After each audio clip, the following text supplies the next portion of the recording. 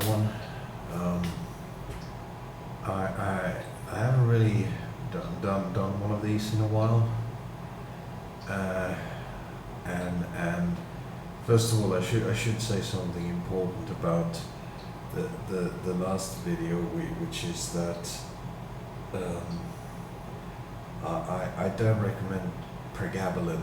Apparently, it's a bit of a trick. When you take it, when like for neurotypicals, apparently it's fine, but for a lot of people on the spectrum, you get something called a paradoxical reaction, and that's what I got, and it got really bad, because what happened was that it basically got rid of it interfered with dopamine, basically. So my brain just got completely exhausted of dopamine, and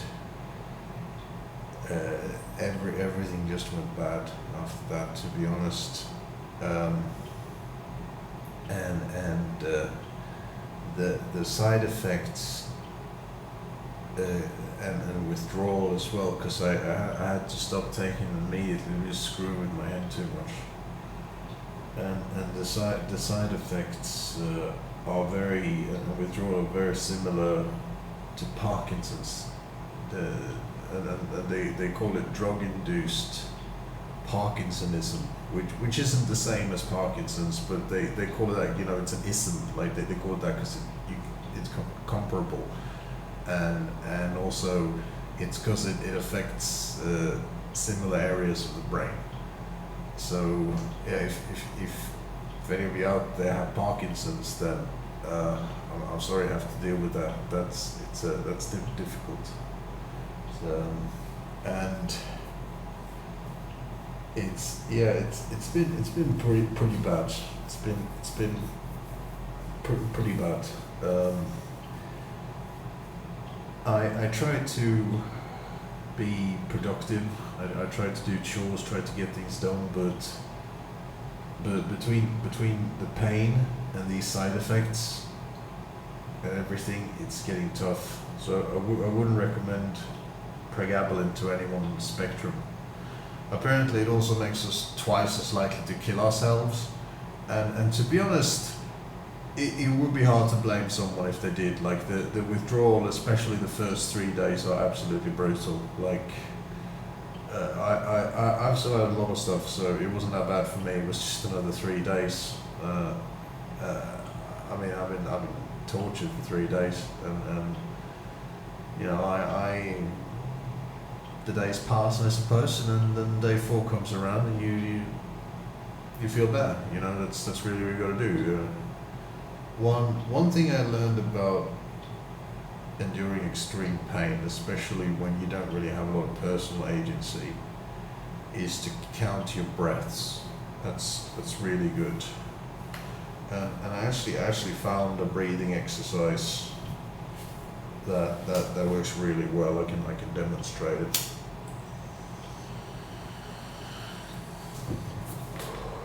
Yeah, that's the stuff. Now I don't have pain. But yeah, I'm joking, by the way. It's just weed, but it helps with the symptoms and the withdrawal, and it's pretty cheap. Found a place where it's pretty cheap, and that's been keeping me together. But I don't really know what's going on, to be honest with myself. I also got a court summons kind of thing. Technically I got 2 court summons, but one of them was for my mum, and I mean, she's dead, so that wasn't really relevant. Because they were trying to do eviction proceedings, and I was like, well, she doesn't exist anymore, can't really evict her. And they were like, oh great, I'm going to do it all over again. So they left, and apparently that gives me 2 months, so that's good. But I think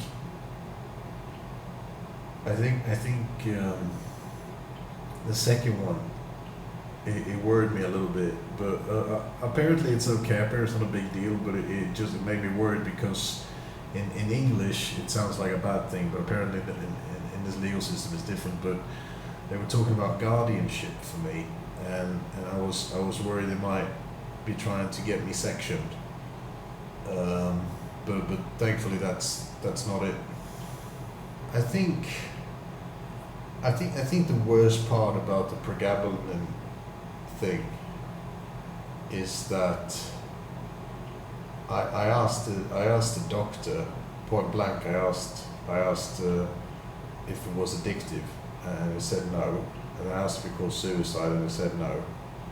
And both are true, and both are right on the warning label when you open the box. And I don't like that. I don't like how doctors often try to coerce me into taking medication. And it was an off-label prescription on top of that. It wasn't even meant for chronic pain. For chronic use, it's actually an extremely dangerous drug, and it could have killed me.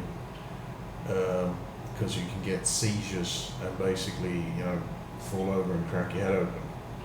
It's more dangerous than people think, because of films and that. Because no one ever dies from a seizure in a film. It's always treated like it's something you recover from automatically for some reason. So people don't realize how dangerous they are. But yeah, it's unless you're wearing a bicycle helmet, then a seizure could easily kill you.